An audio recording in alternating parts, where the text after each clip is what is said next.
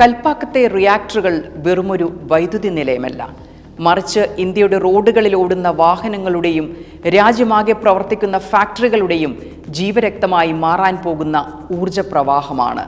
Gulf രാജ്യങ്ങളിലെ എണ്ണക്കിണറുകളിൽ നിന്ന് ഇന്ത്യയുടെ തീരത്തെ ഒരു ധാതുവിലേക്ക് ലോകത്തിൻ്റെ ശ്രദ്ധ മാറാൻ പോവുകയാണ്. അതാണ് ഈ പ്ലാനിലെ വമ്പൻ കളി. അതെന്താണെന്ന് പറയാം. ലോകത്തെ ഏറ്റവും കൂടുതൽ തോറിയം നിക്ഷേപമുള്ള രാജ്യമാണ് ഇന്ത്യ.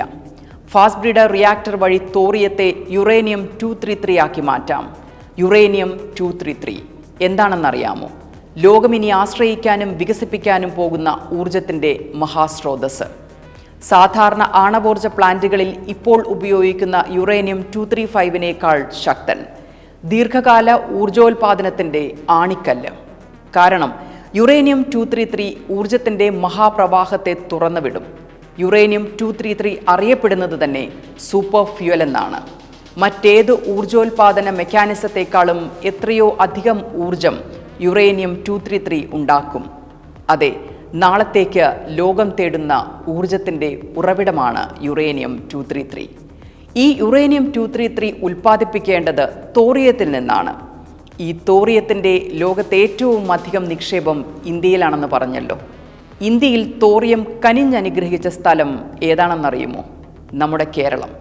കൊല്ലം ജില്ലയിലെ ചവറയിലെ തീരത്തടിയുന്ന തിളങ്ങുന്ന ആ ലോഹമണലുകളിൽ നിന്ന് തോറിയം വേർതിരിച്ചെടുക്കുന്നു.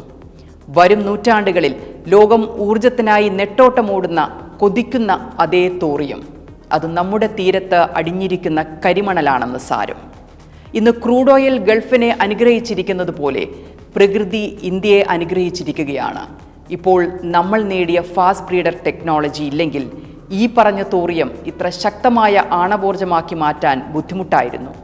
അതുകൊണ്ടാണ് ഏപ്രിൽ 6 രാത്രി 8:25 കൽപ്പാക്കത്തെ ആണവ റിയാക്ടറിൽ നമ്മുടെ ശാസ്ത്രജ്ഞർ പിന്നിട്ട നാഴികക്കല്ല് നൂറ്റാണ്ടിൻ്റെ വിജയമാകുന്നത്.